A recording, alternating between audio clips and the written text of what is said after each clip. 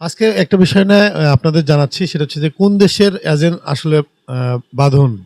এই বিষয় নিয়ে কিন্তু আজকে দেখলাম যে জাগো নিউজ একটা নিউজ হয়েছে। এটা নিয়ে বিস্তারিত আপনাদের জানাবো যে কোন বিষয়ে আসলে জানিয়েছেন। সেখানে লিখেছেন একের পর এক আঘাতে মানে চূর্ণ-বিচূর্ণ হয়ে গেছে অভিনেত্রী আজমিন হক বাঁধন। কখনো তাকে দাবি করা হচ্ছে যে ভারতীয় এজেন্ট, কখনো মার্কিন যুক্তরাষ্ট্রের এজেন্ট, আবার কখনো কটাক্ষর শিকার হতে হচ্ছে তাকে। অবশেষে তিনি আজকে নিজে কিন্তু স্বীকার করছেন তিনি আসলে কোন দেশের এজেন্ট।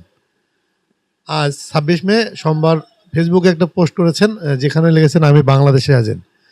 সে সত্যি তার দেশকে ভালোবাসে। তিনি লিখেছেন একবার আমাকে জিজ্ঞেস করা হয়েছিল তুমি কখন এত দেশপ্রেমিক হয়ে উঠলে। আমি তখন ক্রমাগত দেশ নিয়েই কথা বলছিলাম। আমার উদ্বেগ তাকে বিরক্ত করে তুলছিল। কিন্তু বুঝতে পারছিলাম যে ঘটনা আমার মানসিক স্বাস্থ্যের উপর কতটা গভীর প্রভাব ফেলছিল। সেখানে আরও লেখেন দেশের প্রতি ভালোবাসা পৈতৃক সূত্রে তিনি উল্লেখ করেন স্মৃতিকাতর হয়েছে বাঁধন। তিনি লিখেছেন সত্যি বলতে আমার বাবা দ্বারা ব্যাপক প্রভাবিত। তিনি আমার জীবনে একজন প্রভাবশালী ব্যক্তিত্ব ছিলেন। বাবা খুব দরিদ্র পরিবার থেকে উঠে এসেছিলেন। তিনি একজন মেধাবী ছাত্র ছিলেন। বহু প্রতিকূলতার মধ্যে তিনি বুয়েটে ভর্তি হয়েছিলেন। যার যার মতে পরিবারের সন্তান অবিশ্বাস্যভাবে বিরল। পরে তিনি স্নাতকোত্তর ডিগ্রি নিয়ে নেদারল্যান্ডে যায়। বিদেশ থাকা অবস্থায় মোটা অঙ্কের বেতন পায়। সেখানে চাকরি করার সুযোগ সুবিধা পেয়েছিল। কিন্তু তিনি বাংলাদেশে ফিরে আসার সিদ্ধান্ত নিয়েছিলেন। বাবার সেই সিদ্ধান্তে মেনে কষ্ট হয়েছিল বাঁধনের মেয়ের। যেখানে লেগেছে যে বাবার সেই সিদ্ধান্ত মেনে নিতে হয়েছিল বাঁধনের মায়ের। তিনি লিখেছেন আমার মা এখানে কিন্তু একটা বিষয় দেখছেন যে আমার মা তার সিদ্ধান্তে পুরোপুরি আশ্বস্ত ছিলেন না।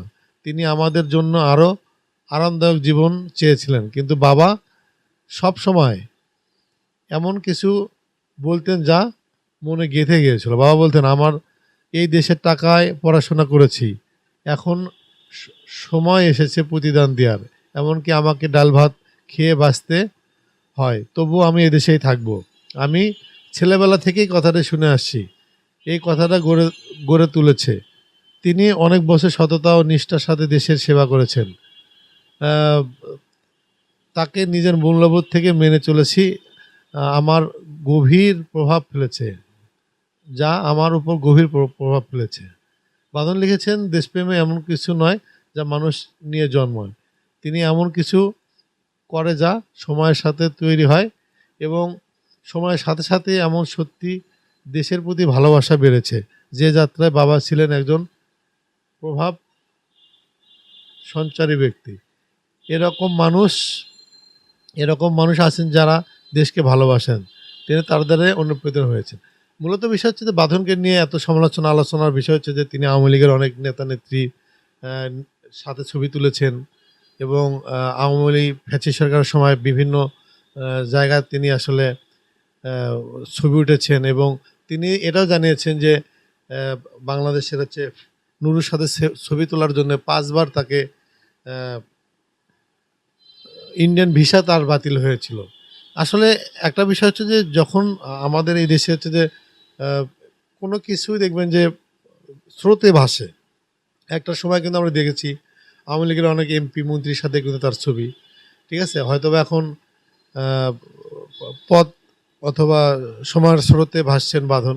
কিন্তু এটা সত্য যে ফ্যাসিস্ট সরকারের যখন মানে পালানোর সময় কিন্তু বাঁধন বেশ সক্রিয় ছিলেন এবং বিভিন্ন পোস্ট দিয়ে কিন্তু দেশের যে ছাত্র আন্দোলন বলেন, দেশের যে ফ্যাসিস্ট সরকার পালানোর সময় অনেক ভূমিকাই কিন্তু বাঁধনের আছে। সেক্ষেত্রে আমরা বলবো যে আসলে বাঁধনকে নিয়ে একটা মনে হয় সমালোচনা হচ্ছে।